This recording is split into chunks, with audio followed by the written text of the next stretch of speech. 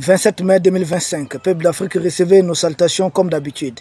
Une redistribution des cartes dans l'espace sahélo-sahérien. Un mouvement géopolitique qui ne dit pas son nom. Et on a l'impression que tout est sous silence, mais pourtant il y a beaucoup de choses que nous pouvons d'ores et déjà analyser. Beaucoup de voyages, tout tourne autour des pays de l'AES. Les pays de l'AES montent en puissance. Les pays de l'AES sont en train d'être positionnés sur l'échiquier mondial d'une façon très stratégique. Une influence due en grande partie à cause du respect que les armées de l'AES sont en train d'imposer. C'est pourquoi il faudrait encourager les autorités de l'AES à maintenir le cap. Vous avez suivi sans doute avec nous les voyages de ces derniers temps. Beaucoup de pays ont envoyé leurs représentants ou en tout cas des dirigeants ici, sur place. Vous avez les Émirats Arabes Unis qui ont dépêché leur ministre des Affaires étrangères. Vous avez l'Arabie Saoudite qui a dépêché son chef d'état-major, qui a même rencontré le ministre de la Défense du Mali et son homologue, le chef d'état-major du Mali. Vous avez la Libye, le maréchal Khalifa Haftar, comme d'habitude c'est son fils Saddam Haftar qu'il envoie dans beaucoup de pays. Saddam Haftar, pour la deuxième fois, il est arrivé en Libye. Il a déjà été, si je ne me trompe pas, le 10 avril comme ça en Libye. Pardon, au Niger. Il était au Niger, il était au Burkina. Et cette fois-ci, il revient encore au Niger. Deuxième voyage, à l'espace de 2 mois, du général Saddam Haftar au Niger. Pourquoi tous ces mouvements? Au même moment, il y a une coopération aussi avec les Marocains. Pourquoi tous ces mouvements? Autrefois, ces pays, précisément le Mali, c'était sous influence. Les Noirs, tout devait passer par Alger ou Paris. Et là, nous avons un chamboulement de cas. Alger et Paris sont totalement poussés à la sortie. Pour être clair, autrefois, quand il y avait crise au nord du Mali, il faut l'accord d'Alger, il faut l'accord de Ouagadougou chez Blaise, où c'était la DGC. Tout se discutait entre Alger et Paris. Et maintenant, les pays de l'Est sont en train de diversifier leurs partenaires. Ils ne vont pas vers les partenaires, mais ce sont les partenaires qui viennent vers eux. Venir taper à leur porte. Chacun propose son plan d'action, chacun propose son agenda. Nos dirigeants sont là. Ils ne bougent pas. À part que j'ai vu le Niger, le ministre de l'Intérieur, le général Toumba, que nous saluons au passage, qui s'est rendu au Niger, parce qu'on dit en Bambara, Bonyabé, Bonyamaségibé. Pardon, il s'est rendu en Libye. Bonyabé, Bonyamaségibé. C'est-à-dire, si on vous fait honneur, il faudrait savoir retourner les honneurs aussi à celui qui vous a fait, en tout cas, part de ses honneurs. Donc, chez nous, il faut savoir répondre aux honneurs. Donc, le général, le ministre de l'Intérieur s'est rendu du côté de la Libye.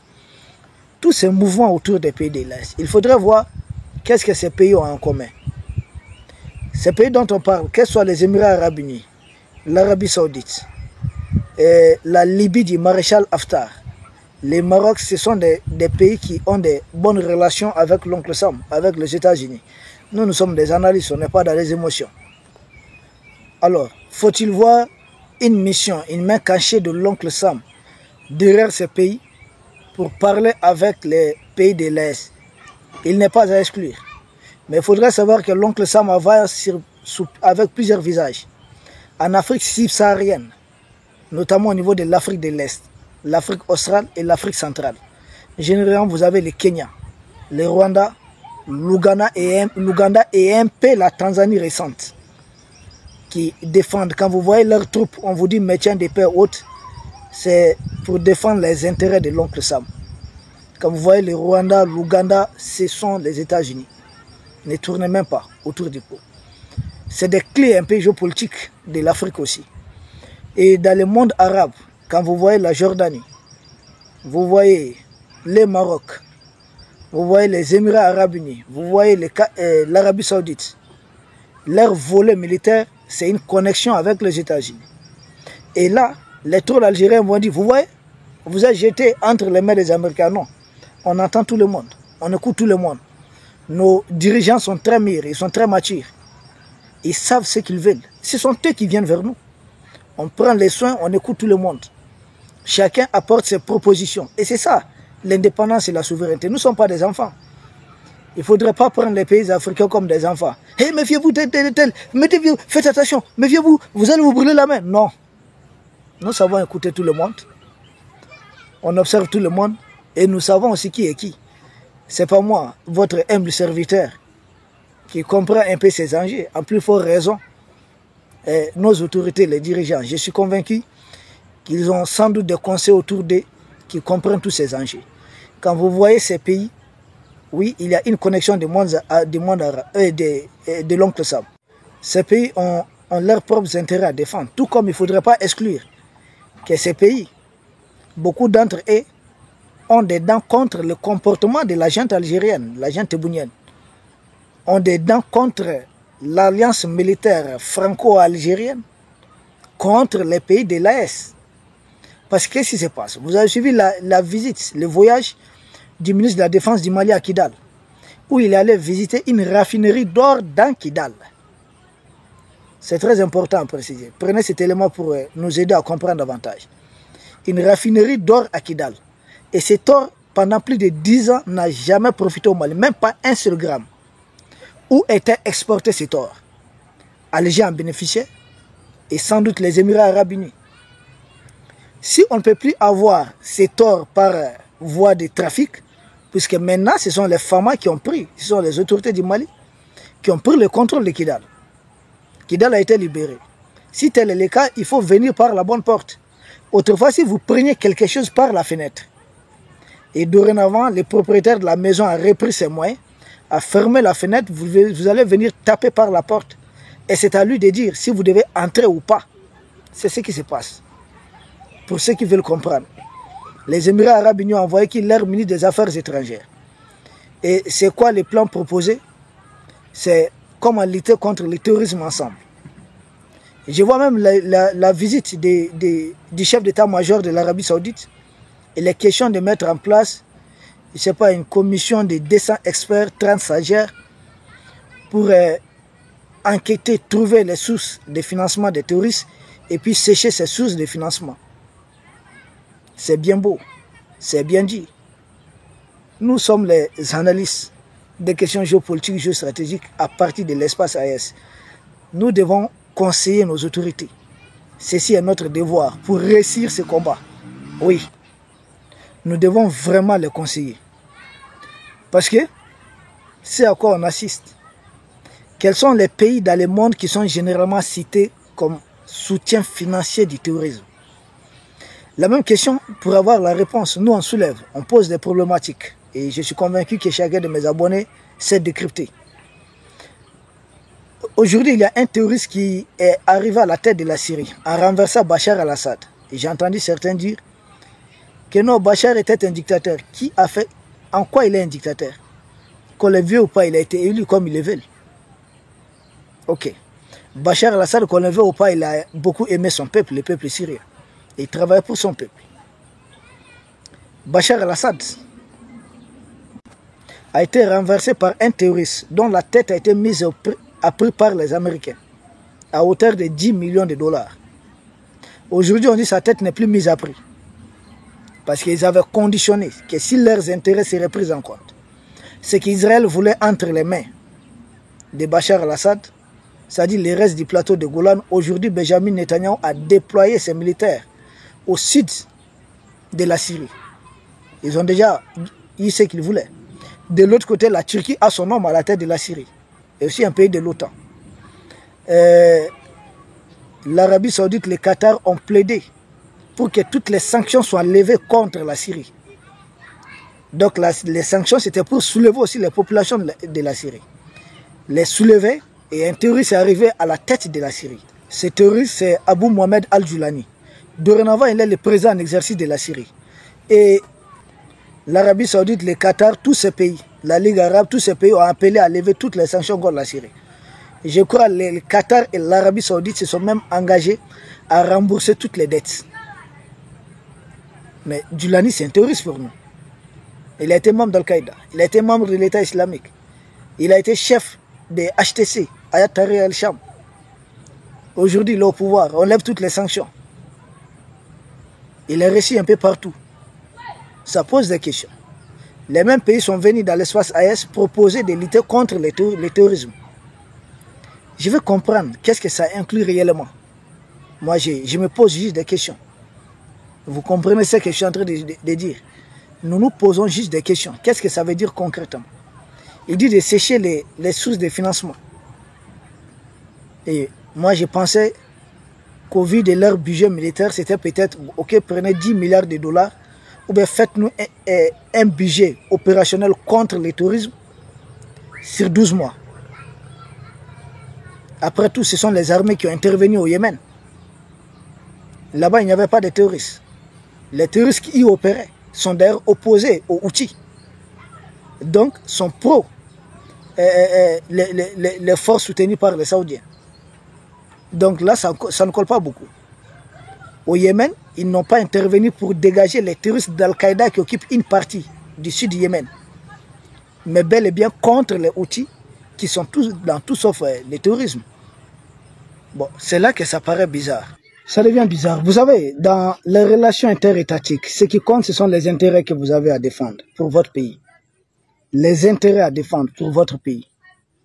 Nous, autres Africains, on n'est pas dans certains intérêts. Quand je dis les intérêts à défendre, comprenez qu'est-ce que cela implique. Pour nous, aujourd'hui, les pays de l'Est doivent faire une contre-proposition à ces pays qui sont venus. Et ça varie d'un pays à un autre.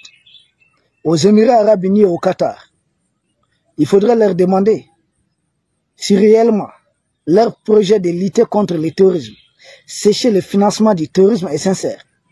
Je ne pense pas que ce sont des experts qui peuvent venir à bout. Mais les services de renseignement des 3 pays de l'Est, plus les armées des 3 pays de l'AES, notamment la force unifiée de l'AES, il faudrait leur dire que l'AES, avec ses maigres moyens aujourd'hui, est parvenu à mettre sur pied une force de 5000 hommes. Et que nous demandons, si réellement ils sont sincères, de nous aider. Nous avons déjà des hommes. La jeunesse est déterminée. D'augmenter au moins cette force à 30 000 hommes. Donc 10 000 déployés de part et d'autre des frontières. Qui n'auront d'autre mission que de les traquer. Donc c'est 25 000 hommes en plus.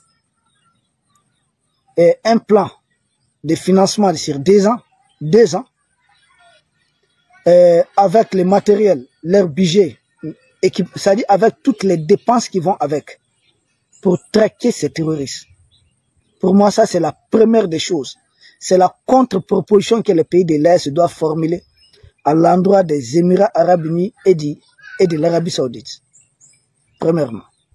Deuxièmement, c'est de leur demander de contribuer efficacement à barrer les chemins. Parce qu'aujourd'hui, nous sommes beaucoup plus agressés par le terrorisme de la coalition otano-algérienne, mais il s'agit de la coalition franco-algérienne, précisément. Il faudrait mettre leur poids diplomatique aux côtés des pays de l'Est pour obtenir d'abord la mise en accusation de la junte macronienne, parce que le Mali a déjà déposé une plainte. Et nous savons que ces pays, de par leur relation avec l'oncle Sam et Netanyahou, peuvent obtenir cela.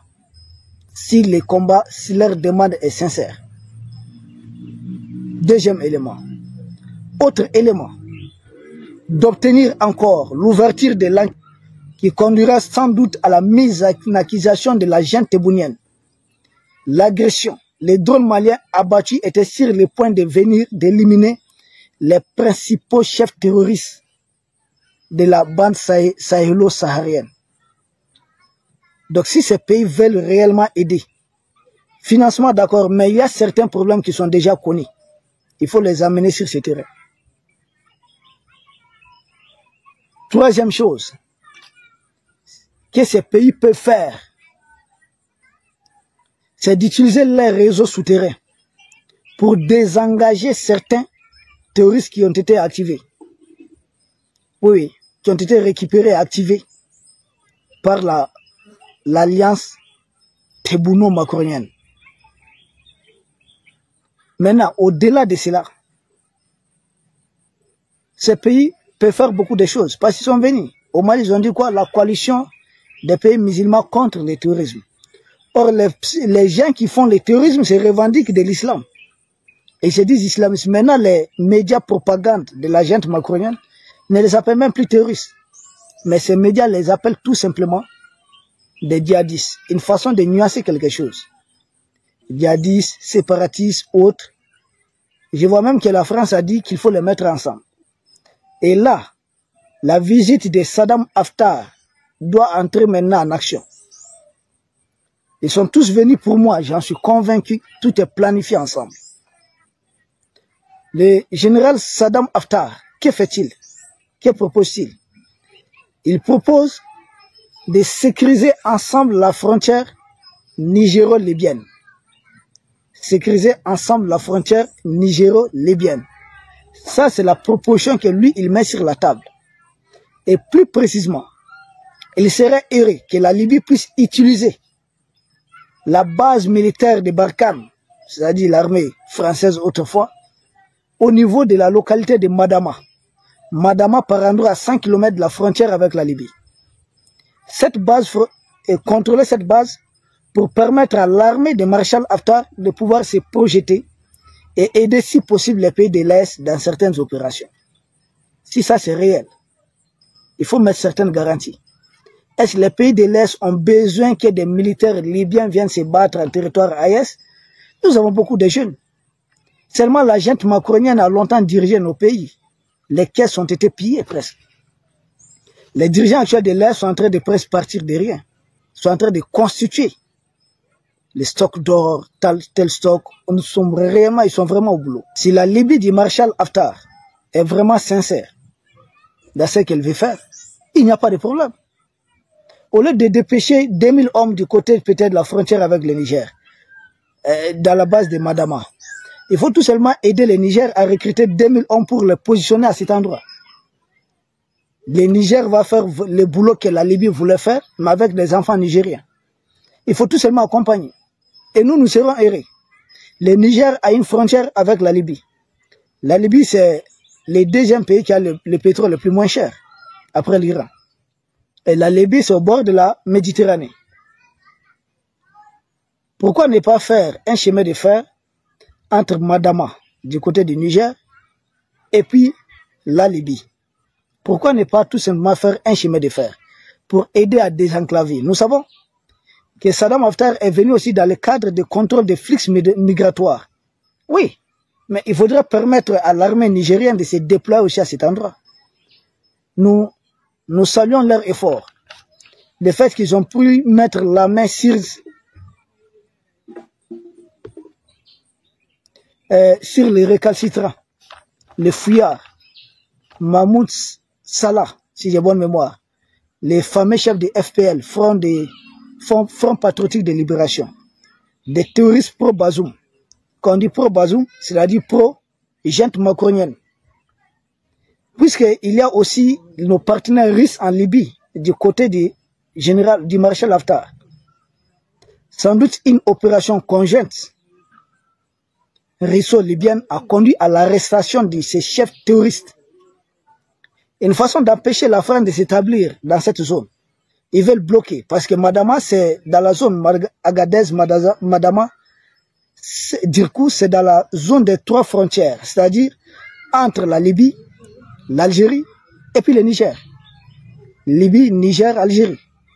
Dans cette zone des trois frontières, vous avez ces localités où l'alliance franco-algérienne, l'alliance militaire, parce que le bruit, l'opposition entre l'Algérie et la France, elle est diplomatique. Elle n'est même pas économique. Elle est purement diplomatique et politique. Politico-diplomatique. Pas militaire. Les deux pays gardent des bons rapports dans le cadre de leur collaboration au niveau de la bande sahélo-saharienne. Donc, détrompez-vous, il faut faire la part des choses. Ils ont des bruits au niveau politique, au niveau diplomatique. Mais au niveau des renseignements, ils n'ont pas de bruit. Au niveau de leurs armées, ils n'ont pas de problème. Au niveau économique, le gaz continue à couler, le pétrole. Ils n'ont pas de problème. Donc, c'est à nous de comprendre et d'anticiper sur ces enjeux. Donc, la Libye veut, à travers les partenaires russes, veulent réellement s'imposer à ce niveau. Mais il faudrait aider. Nous, on ne veut pas sous-traiter notre sécurité. Il faudrait aider l'armée du Niger à s'imposer au niveau de Madama.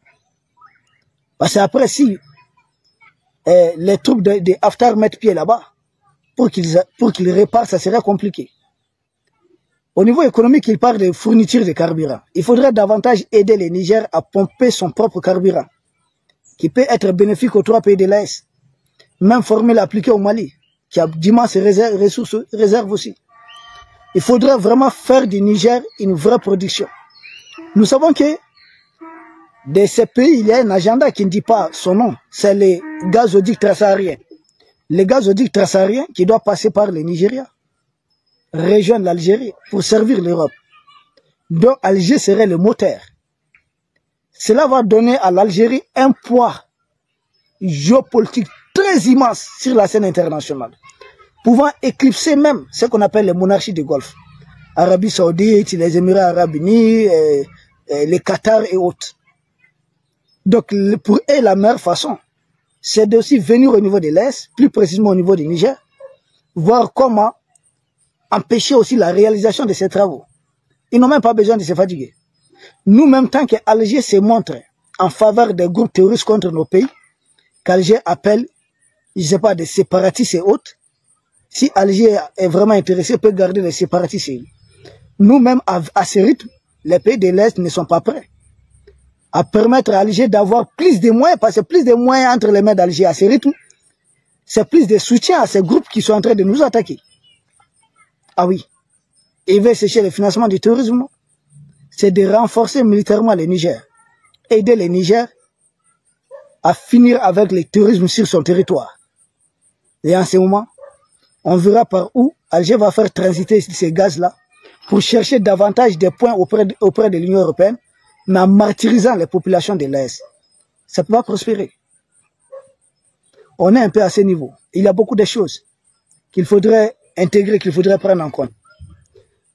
Maintenant, il faudrait aussi que ces pays nous proposent, et le Maroc et les monarchies de Golfe, que chacun nous propose c'est quoi leur plan pour aider les pays de l'Est à venir à bout du terrorisme. Tout pays qui pourra nous aider à venir à bout du terrorisme, par quelque moyen que ce soit, nous serons reconnaissants. Et là, on reconnaît des bons amis au moment des difficultés. Parce que ce qu'on appelle les terroristes, c'est une coalition franco. Oui, tébouno-macronienne, contre nos pays. C'est des mercenaires bien entraînés. Nous sommes en train de les battre, nous sommes en train de les botter. Mais ça prend le temps nécessaire. Raccourcir ces temps, ce n'est pas de déployer des hommes. Nous avons suffisamment des hommes. Comment augmenter rapidement l'effectif de nos armées et augmenter suffisamment nos matériels? Au lieu d'acheter des drones par 5-10, comment en acheter 200-300 à la fois? C'est de cela qu'il est question. Comment relier par exemple la ville de Kidal à Gao par une voie bien bitumée?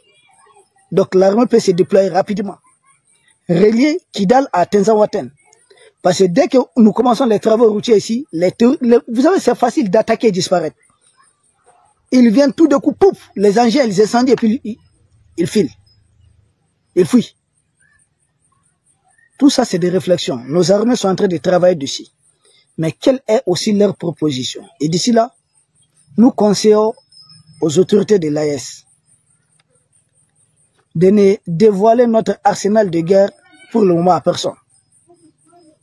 On ne sait pas qui a envoyé de qui. Si vous voulez nous aider, c'est à nous de dire en quoi vous pouvez nous aider. C'est comme ça dans les relations internationales. Vous venez vers nous, ah, vous avez un problème de terrorisme, nous voulons vous aider à venir à bout du terrorisme. C'est à nous de dire en quoi faisant.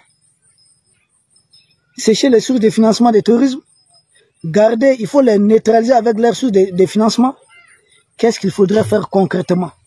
Les plans pour venir à bout de ces mercenaires déguisés en terroristes. Des mercenaires, mais qui ont pour mode d'action le terrorisme.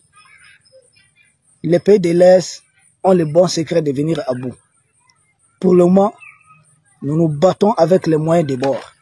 Et à ce rythme, nous pouvons. Ils étaient venus nous voir, sinon on n'allait pas en parler. Certains nous ont envoyé des messages qu'il faudrait se prononcer dessus. C'est ce que je pense. Peut-être dans les jours à venir, dans les semaines à venir, la géopolitique n'est jamais stable, les choses bougent à tout moment. Nous pourrons revenir si les choses évoluent. Nous vous remercions et à demain pour un autre sujet au sommet de l'actualité.